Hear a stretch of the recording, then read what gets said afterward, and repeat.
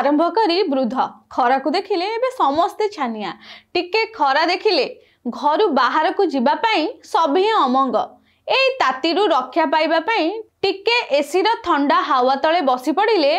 आराम कहले न सरे खाली घरे कि ऑफिस कहीं कार रे भी आजिकाली बिना एसी रे बसिबा मुश्किल होई पड़िलानी कौनसी काम रे कार रे जिबा बेले तातिला गाड़ी को ठंडा करिया पई संगे संगे एसी स्विच ऑन करबा को पड़े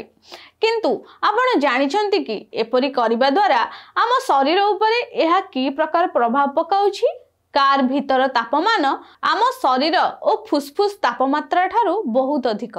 कार एसी ऑन करबा द्वारा फुसफुस शुष्क हो जाए फल श्वासक्रिया रे असुविधा मध्य हुए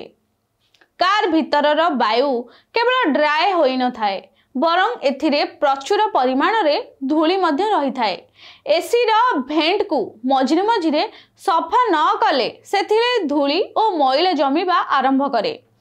आउ आमे जेते बेले कार भितरे बसी एसी लगाऊ सेही धूली श्वासक्रिया माध्यम रे आम शरीर रे प्रवेश करे एहा द्वारा छिंक हेबा सह एलर्जी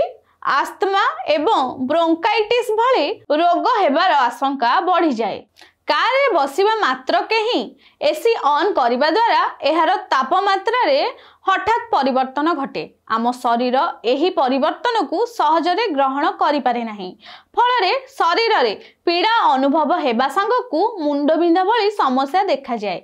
अनेक समय रे एथिपई शरीर तापमात्रा मध्य अचानक बढ़ुथबा लक्ष्य करा जाए एहा छड़ा नाकरे थिबा म्यूकस मेम्ब्रेन मध्य सुखी जाए ए सब समस्या व्यतीत भाइरल इन्फेक्शन शरीर रे रोग प्रतिरोधक शक्ति कमिबा मुंड बुलाइबा एवं गला इन्फेक्शन भली समस्या सृष्टि करि थाए कार रे एसी चालू करिबा मात्रे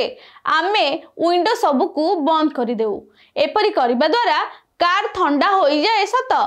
किंतु कार भितरे बेंजीन गैस उत्पन्न हुए जहा शरीर पक्षे अत्यंत क्षतिकारक कार अधिकांश उपकरण प्लास्टिक और फाइबर रे तैयारी भीषण खरारे कार उत्तप्त हेबा कारणरू एही प्लास्टिक रु क्षतिकारक गैस बाहरे जेतेबेले बाहरे गाड़ी पार्क करूछंदी से समय रे कार रो भेंट गुडी को खोली देबा आवश्यक जहा फल रे कार भीतर को फ्रेश एयर प्रवेश करिवो कार रे बसिबा क्षणी एसी ऑन करिबा अभ्यास को बदलाइबा जरूरी तेबे एही समस्या को दूर करिबा लागि हमकु प्रथमे सजग हेबा को पड़िबो एवं व्यवहार रे किछिटा परिवर्तन मध्य करिबा को पड़िबो।